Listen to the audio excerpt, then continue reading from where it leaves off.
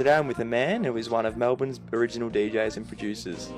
His innovative sound and ability to be different was quickly picked up on by followers, which led him to be signed to one of Melbourne's biggest agencies, followed by a very successful career, having played in Asia, America and all over Australia too.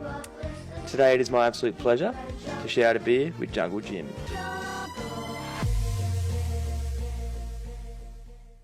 Jimmy, cheers mate. Thanks for coming in, bro. I appreciate your time. Cheers. Before we get started, man, what do you want to drink today? What can I offer you? Chuck us a VB, would you? A VB? Alright, can we get a VB in here, boys?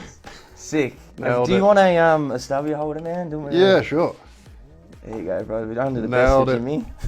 Now, dude, we've got heaps to get through, so I'm going to get into it now, but straight off the... I thought that might happen, dude. Cut. Let's start again. Straight off the bat, man, your real name's James Jewett, correct? Yes. Yeah, correct. Now, I want to know how you got the name Jungle Jim and why you didn't go with Jimmy Jewett or I'm a Jew or I love Jews or something along the lines of Jew. There's a story that I tell everybody, and then there's a truth where the story I tell everybody where it is actually from one of my first memories of living in Malaysia and being, the first memory I have is being on my dad's shoulders while he's chopping his way through the jungle in Malaysia, because we lived in Kota Kinabalu, I think. Really like dense bush. Yeah. That is news to me. Up until I was 3 or 4, I think. Maybe younger than that. But yeah, the first memory I have is being on Dad's shoulders while he's chopping his way through the bush. So the name, Jungle Jim kind of That's unreal. and suited after that. But that's not true at all.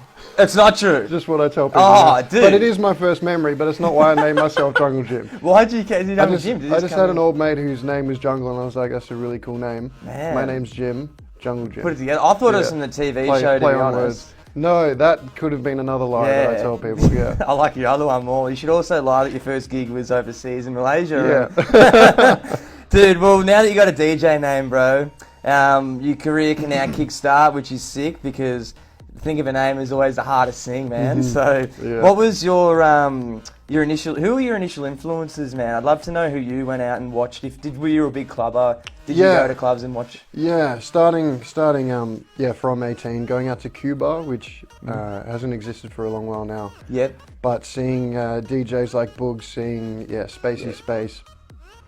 Watched Phoenix Paul back in the day as well, before they were enormous like they are now. And DJs like John Course as well. Yeah. Dude, and it was they were still like underground DJs. Yeah.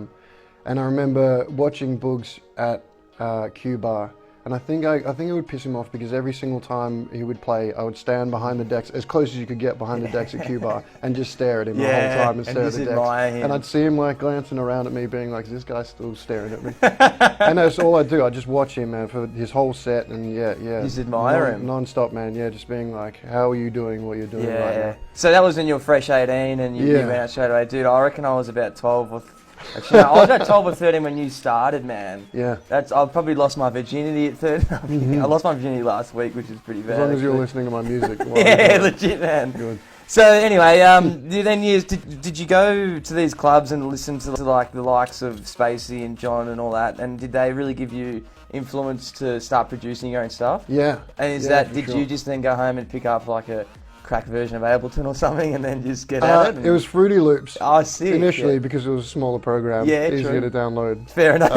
But didn't ask anybody for advice. It was always like just a muck around thing. Never in a million years would I think it would go anywhere that anybody would even listen to my music.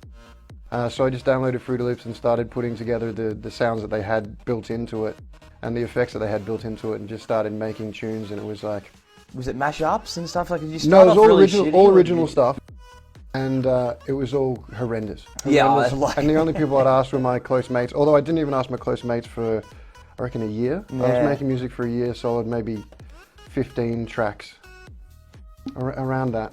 And were you just too scared to get opinions, or was that the vibe there? Yeah, probably. Never thought it was worth, well, it wasn't at the time, never thought it was worth anything, so I didn't want to show anybody. And then as soon as I started doing that, I really started, or asking people for advice, is the time that I actually started progressing towards music that was. Well, I guess the anything. criticism helps a fuckload, doesn't Yeah, it? absolutely. So you're obviously self-taught then, and you just picked it up along the way. And Yeah, then... well, I studied. I did an Ableton course. Cool. Through DJ Warehouse for it was like a couple of weeks. It was maybe a month, but each week you'd go in for a session for a couple of hours. Just quickly, are they worth it? Do you think people listening that want to do courses, do you think it's good to do? Yeah, absolutely. Awesome, yeah. cool. The good thing about it was that you had your own setup, your own desk that you could sit at with your own keyboard, and there was maybe 6 or 7 people in the class. So it was like real personal, real personal, really worth it. And it's just like teacher vibe. You can get them over, or is that like it like a real, school setup? Yeah, real basics.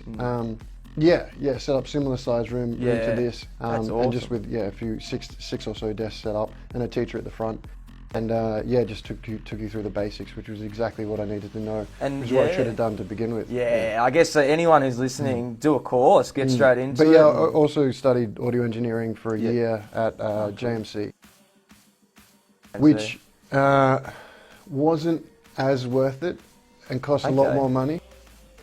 Because only reason it was great, it was interesting, but 90% of it I was learning about areas I didn't have a passion for. It was like band music, microphone placement, acoustics of a room, which to a certain degree you need to know if you are making music, but not in the same way, not recording wise anyway, unless you are doing vocals or something similar. But it was a lot. It still was interesting, but I wasn't. Yeah, I wasn't passionate about what I was learning. So it's more just the engineering side of things, and like So I guess they do have specifically electronic music for SAE, so it might be a little more specifically tailored towards dance music. It's probably a bit more handy, I guess. Yeah. Learn what you need and go from there. Yeah, and I think a lot of guys, there's not really many job prospects for doing audio engineering, because you're not really going to work in a big studio. Anybody with a computer and a bedroom and a keyboard can make world-class music. Yeah, exactly. You don't need all of the. Yeah, it doesn't matter anymore, man. It doesn't matter much, which is good because it gives access to everybody who has talent or doesn't have talent to make music, instead of having X amount of dollars is why I can spend X amount of time in a studio and make music because of that. Yeah, I mean, you see all these photos, man, of people with all this shit, like, and my monitors are to the meter, you know, and like it's all, I've got a bit of foam here because that makes that sound mad. But man, like people, I know, you know Paul De Silva, shout out to Paul, he DJs with Apple headphones, man. Yeah, crazy. There's a guy in Adelaide, I think his name's Tazi, I think. He DJs on a Yui Boom. It's just like a wireless speaker, and like it sounds unreal. Yeah. When you play it in the club, it sounds the same as anyone who would have all that shit. So I want to touch on, you mentioned before you stopped your course because your music was getting a bit heavy, like a bit hectic. So was that when you obviously were one of the original DJs signed to Loud Entertainment? Were you one of the first, along with like Sammy Butters, Nick Kennedy? The original guys were. They didn't sign for a few years, but we weren't the original guys. They had Heath Renata. I'm not going to remember the rest of the guys. I apologise to them, but all of those guys originally who started the scene in general for what it became anyway. And then they were all with the guys, Danny and Mango and Carl. And then they didn't sign anybody for a few years, and then they started up again. I think I was the first of the guys that they did sign. But yeah, we're never the first at Loud. Mike Metro, I think, originally was one of the guys. Heath Renata. Yeah, proper old school guys. I'm not going to remember the rest. Nah, that's cool. Guys, but yeah. Did you see your career then start taking off when you were signed to them? Like when you put pen to paper with Loud, was that like did you really think that you could make something out of Jungle Gym as a brand? Yeah, and I guess it wasn't the faith I necessarily had in myself, but the faith that Danny specifically and Mango who was my booking agent, that they showed in me, and then from them, the promotional power that they have, and being able to pull a few strings and able to get your music out to everybody. That's, to this day, they're running the best shows in Melbourne. It's fucked. Absolutely. How'd they approach you, man? Was it because of purely your producing, do you think, and your live shows? Or? He sent, I think I'd only played it Code Red at Platform 1 at the time. I'd played it Brown Alley once. And I don't. So you hadn't had a lot under your belt. No, nothing. And they approached you. Yeah, Danny sent me a message through his record label at the time. not going to remember the name. Yeah. Anyway, he sent me a message through to my Jungle Gym page saying, I like your music. I want to catch up for a meeting. Maybe you could have some gigs organised through it. And in my mind, I didn't know really anything about the scene. Because I hadn't really played much, and it was all just me sitting in my room making music, man. I didn't even know anybody in the scene. So that could have been a bit overwhelming in a way, because you're sort of like, fuck, what's all this it would have been attention? overwhelming if I'd had any idea of what was going on. The big prospect that was happening, I would have been shitting myself a bit. But yeah, I was like, oh, great, sounds good. This guy, I like the record label, I like the music they're putting out. Not necessarily the same style, but great music that they were putting out. Sick. And met up with them at Tramp. They were running Tramp, Fake Tits, when it was on a Friday. And he was also running, it was like another night or another couple of nights on a Friday as well. Ended up meeting with them, met with Danny and Mango, and then Kyle came as well, met up with the three guys. And I didn't even know they ran the night that I was going to at Tramp. This is how clueless I was. Yeah, you're just another club. No idea. So slowly, it started to dawn on me the power and influence that these guys have. And, I mean, you played around all over Australia, and you went international for a bit, didn't you? Yeah, didn't Korea, you go to Asia? Yeah, Korea for a weekend. I played, and also the US. US. For a radio show I did over there, but I was over there at the time, so you just didn't get blown over there. Fair enough, there's a difference. But, You get a lot of DJs who say they're on tour, but they're actually on holiday.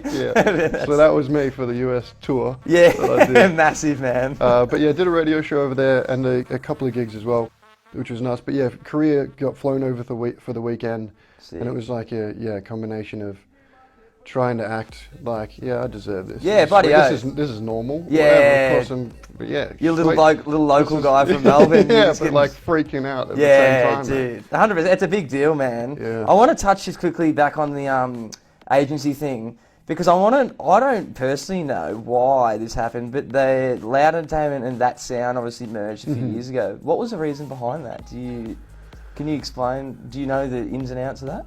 I think Loud wanted to go back towards, because it's what they initially started out. Danny started out running events.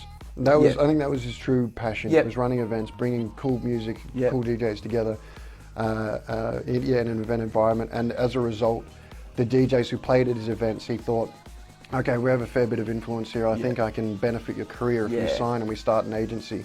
But it was always organically running events to begin with.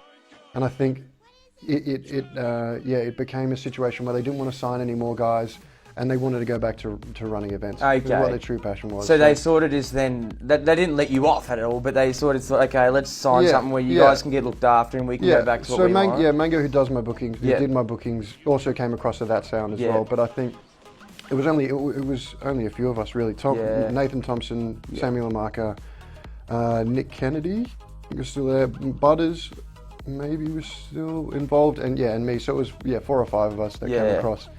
And I think it was for the reason that they want to run events. That was where their true passion is. And fair enough. Really. And look at them now, man. I mean, good on them. Yeah, incredible event. A lot of people, I think, it's the be-all and end-all signing with an agency nowadays. You know, should people be striving to get signed to an agency, or do you think being independent and doing your own bookings and just playing anywhere and taking no cut, no agency cut?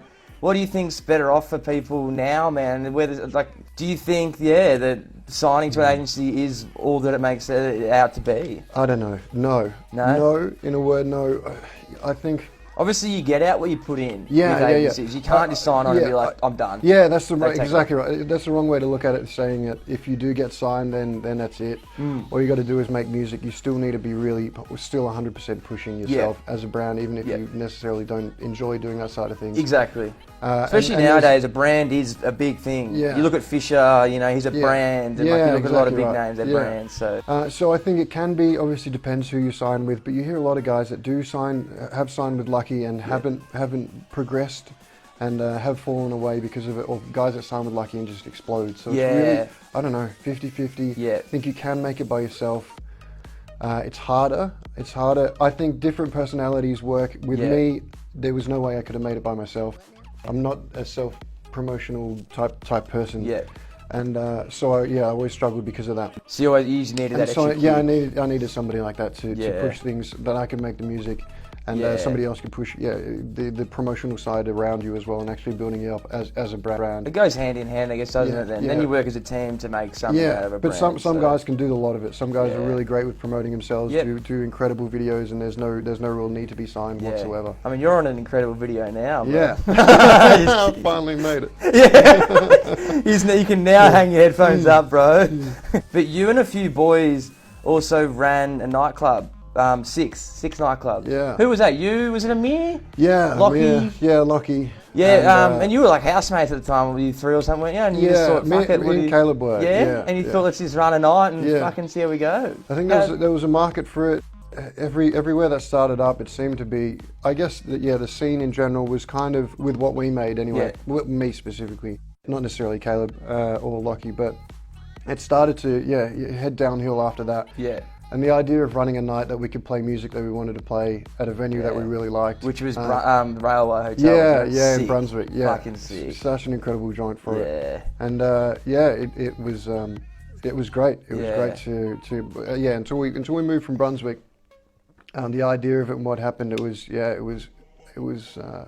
went a lot more prosperously than I thought it would. Yeah. Being guys like me from Bounce, playing something really specific in a scene that was kind of on its last legs, in my opinion. Anyway. Yeah, well, I want to touch on that, man, because I know you're a very controversial bloke, and especially when it comes to social media.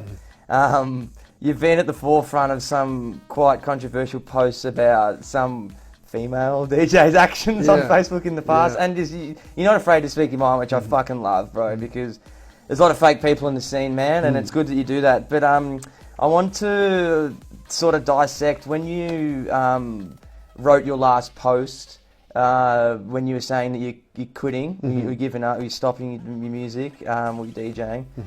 There were a few pointers there where I really, I read through and thought, fuck, I really want to get to the bottom of this. So I got a couple here. Now, the first one, you said something along the lines of roller coaster ride of burning bridges. Yeah, pretty much. What do you mean by that? Well, I guess there's two parts to the stuff that I would say, and I think it came from a place where being involved in a scene where I wasn't naturally that self-promoter. I think there's a lot of it's a really superficial scene in a lot of ways. I think there's a lot of ass kissing that goes on, 100%. and you see that around you as well. You see people treating you like that. You see people treating other people like that, and you end up resenting it. And I think that was an influencing factor in me not wanting to be like that, not wanting to be involved in a scene that was like that. So you saw what not to be. Yeah. As a result, that I think in a certain degree that influenced me being as honest as I was ever going to be because of that. Well, hence why you'd made such outrageous music, and you just stuck to your guns and did what you knew. Yeah, letting truly who I am shine, and not being afraid of that. But yeah, I think as well there was a factor where there's a certain degree of self-destruct. I think I had with my music as well, because I never really, I never thought it would go anywhere. Never really respected my music, and I think as a result of that, I wasn't afraid to say things that would burn bridges, because in the end, all that really mattered to me was making music. Yeah, and nobody can take that away from you. Yeah, so that's like right. career-wise, there was a certain degree of like torpedoing, not worrying about torpedoing my own career, because it was not really what was important to me in the end, was making friends with these big wigs over here, being like, make sure I'm friends with them, they'll get me gigs. True. And it was just never on my mind, and I think that, there were two big influencing factors in saying some pretty stupid shit. Yeah, no, that's good. I think it was worth it, mate. It was bloody good. It's good to speak your mind. But in the same regard, some of the really stupid stuff that I said, and I think in a scene where there are so many disingenuous, superficial people around you, the person that does say something that they go, okay, he knew he shouldn't have said that, or he knows that he's not getting gigs here because of that.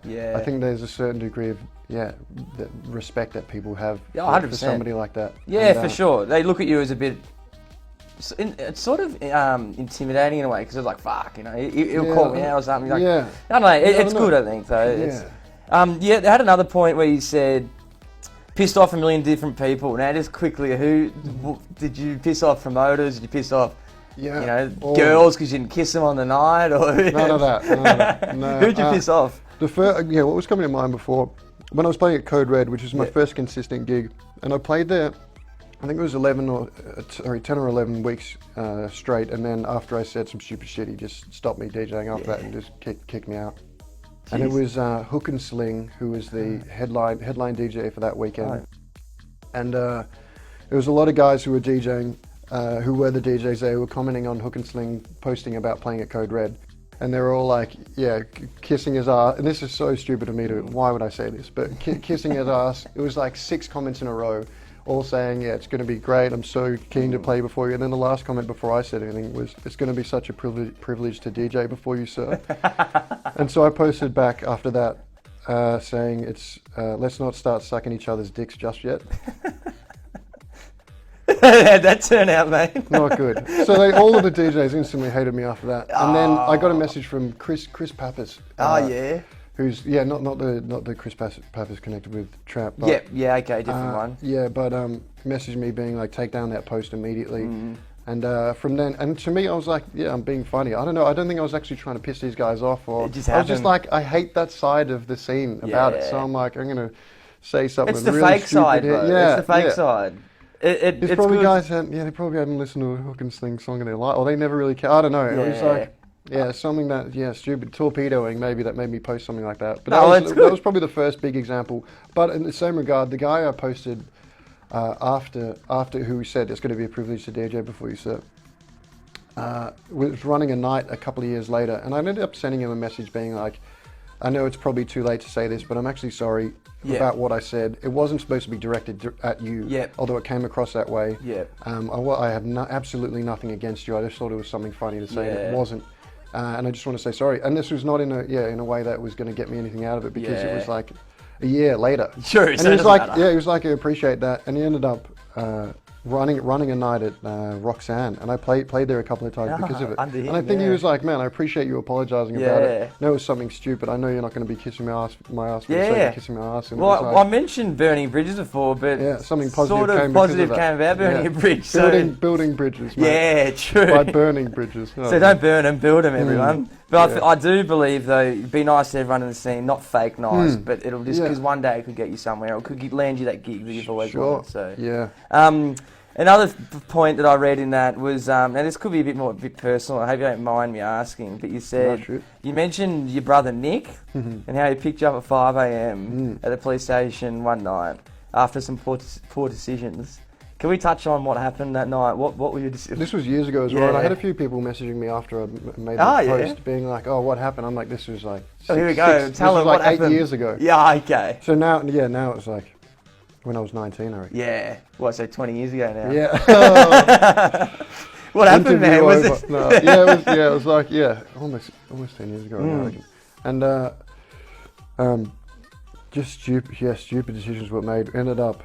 you just pissed one night or something? You got real fucked up? Yeah, broke into a school, committed burglary. Oh, shit. There was like 4 charges that I copped. It was like burglary, theft, going equipped to steal, criminal damage, I think. And it was, my folks were overseas. It was my brother I was living with my brother at the time. And we got caught at like midnight, and I was just smart ass the whole way back as well. I was just off the rails at this stage.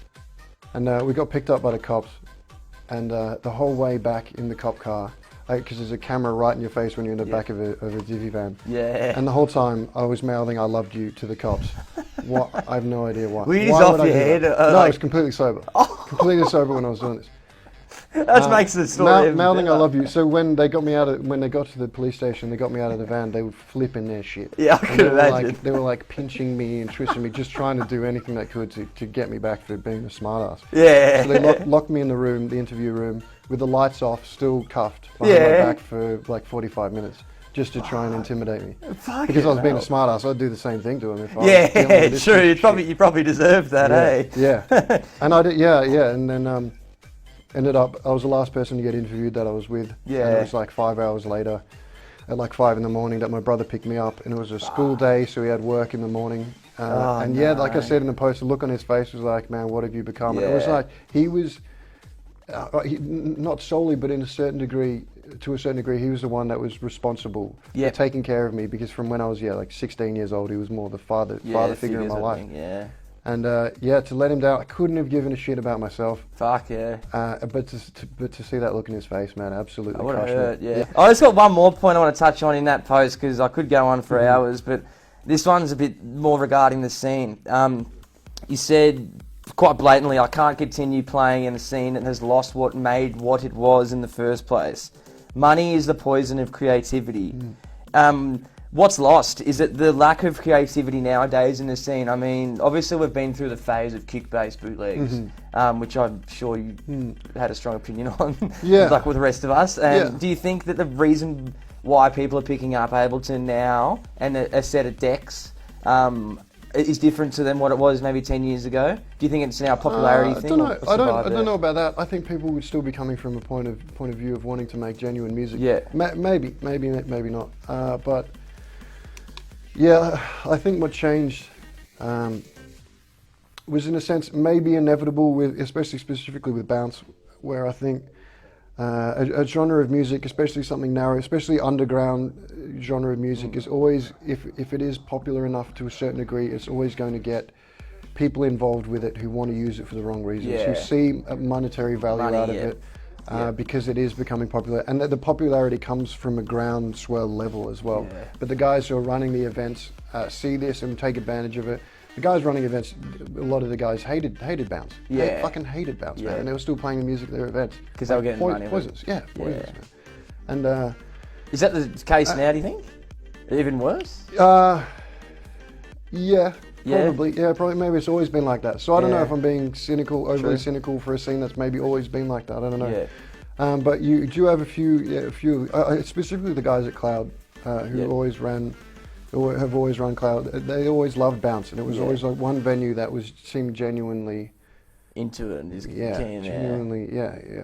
actually into the music that they were playing at their events. I guess then they'd book the artists accordingly then in a way, and they'd put on bounce DJs and they'd keep bringing them back because it's what the vibe is. Yeah, and I think the music that starts out underground that is going to become popularized by the average person who will listen to what they're told to listen to is because it's popular. Yeah. And you have that original groundswell of support from an underground genre of music that is inevitably going to go, okay, this has become something that I don't want to be a part of anymore. It doesn't mean the same thing to me. Yep. And they're going to pull out their support, and those are the kind of people that have created it and are going to keep it what it was. Yeah. And as soon as you lose that, the people who like it because it's popular are fickle as shit, and they're going to be around for a certain period of time, and then they're gone. Yeah. And it's exactly what happened with bounce. And as soon as you had the people who would liked it because it was popular, pull the plug on it, the genre collapsed. Yeah, really collapsed after that, and you had to splinter into underground, still Melbourne minimal stuff, which existed as well before that. Yep. And into psytrance and into kick bass and into just cheesy general music. And I think maybe it was inevitable to a certain degree a genre that is unique enough to become popular with the average person, or people see they can make money out of it. And they capitalise on it. Inevitably do. But with all that said, man, you're one person I want to ask this question to in Melbourne, even if you aren't really in the scene anymore, but how do you see the scene today?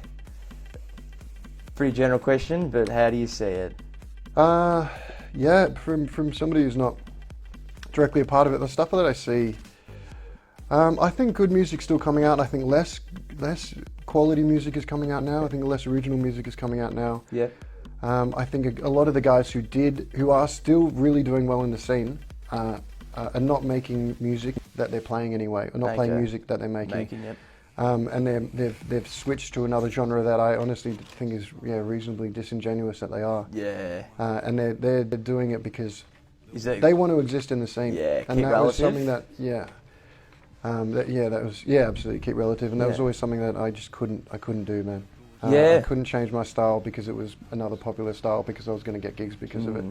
Completely defeated the purpose for me. But these guys can, and good on them because they're still playing in the scene and they're killing it. Absolutely killing it. Making a genre of music that now they're saying is the greatest genre of music they've ever played, and it's like you've only been doing this for a year. Yeah, so exactly. It'll how much do you really like it? Right? Yeah, exactly. But anyway, well, that's interesting, man, because I mean, I guess as every generation thinks their generation's the best. I mean, everyone. I mean, you know what I mean. So so maybe I just sound bitter. No, I know what you're saying. Not so much in it anymore. But Yeah, it just seems like there isn't so much original music coming out now, but more remix bootlegs and that. People are still into the scene. It's still still thriving in a way. Yeah, it's more. It seems more tech house, more techno. Yep. Now bush stuffs, more psytrance now, and it seems like the people who go into bush stuffs are more involved in like the culture and the scene in general, rather than being let's like, just do some acid and fucking dress up. Actually liking psytrance necessarily. I don't think 80% of them do at all. Yeah, they probably don't know who's playing. Yeah, they probably don't know. That's right. But that's not what it's about anymore, and that's sad. That's the difference, I think, really. In the long term that I see now, and that's what's... So to put it short, people aren't going anymore for the artist. They're going to get fucked up or to have drinks. And just quickly on that, I see flyers, man, where there's like a sick lineup. Like when I'm headlining, like there's a sick lineup, and then there's like $5 tequila shots all night, and all the comments are tag all their mates, $5 tequila shots. Like, oh my god, we got to go. It's $5. Like, what about the fucking lineup that they're bringing you with all this money? You know, like it's a shame. That was something that really skewed, I think, in the regard that most venues around the world, if you are running a club, it's going to be a balance of that. You've got to have a balance of cheap drinks. You've got to have a balance of other things that are going to bring people in. You've got to have a balance of the artists that are going to bring who's people playing. In. Preferably 90% the artists. Yeah, exactly. And I think that's what occurred when the scene was really kicking off a few years ago. That 90% of the people were coming because they had certain DJs on there. Yeah. Because you're going to see orchestrated. You're going to see Dwayne Buttle or whoever now. Yeah. Now, it just doesn't matter whatsoever. It's more like 10% of the people there are going to see the DJs. Yeah. But unless something huge changes and there's another Melbourne underground scene that becomes is created because of it, a bounce scene or a minimal scene, I don't think it's going to be. I think we had our moment. It's like Dutch House in Holland. Or like acid house in the UK. There was like a moment of and it only lasts a finite period of time. Maybe it's inevitable, like I was saying.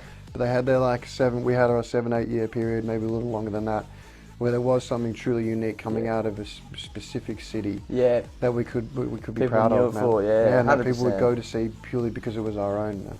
And maybe we won't have that again. I don't know. So jealous, man. I wish I was a part of it. Like I said, I was too young, which is shit. But and hopefully it can come back around and do good things again. I've got a couple of curious questions here. There's 6 questions here, or 5 or 6. Just quick answers. So we're going to bang through them. So your first club gig, where, when, and how was it? Was it in? No, it wasn't Code. Well, I guess club gig. If I was playing for a club, would have been Code Red. But I did a 21st at Brown Alley. Oh, 21st? Yeah. That's fucking sick.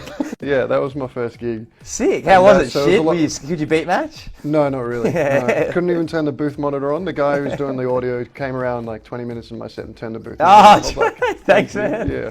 Other music tastes. What do you listen to outside of? What did you listen to outside of? Now a heap of blues. Yep. Heap of blues I listen to. I listen to classical music when I want to chill out. It stops me from road raging, man, when I'm driving in the car. Because it's fucking you listen retards. to classical, various retards around you, like floating on classical music. Man. Exactly.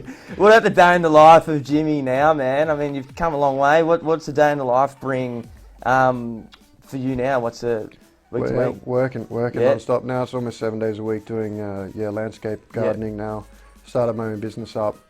And just trying to make that work. What was there a time where you were when you were getting gigs, were you just living off that? Was there a time where day to day you were just doing tunes? Yeah, 4 or 5 year period. Fuck, sick. Yeah, where I was just music. And then during the week was production and weekends you just live off it. Yeah. Sick, that's living the dream, rode the wave, man. Well, what does the future hold for Jungle Jim, man? This is my last question for you. Is there any... do you intend on running anything else like EB6, or are you still going to be producing? What's the future? No, I still see myself making music till I'm dead. Yeah, as you said in your post. Yeah. But if it's different music, it's whatever I want to make now. But the stuff, the last couple of tracks I made are real weird tunes, like slow, melodic. This different vibe. Yeah. So I'll make whatever I want, but I don't see that changing. But yeah, as far as anything else goes, I wouldn't have a clue. Mate, whatever you do, everyone will still be behind you, I'm sure. You've had a huge impact on the scene with your time in it, and hope this isn't the end of you, because you're a good personality and your talent is like fucking through the roof, bro. So I appreciate you coming in and having a sit down and chat. It was good to see you, man. Whatever the future holds, we'll all be behind you and see what happens, bro. Beautiful. Thanks heaps. Cheers.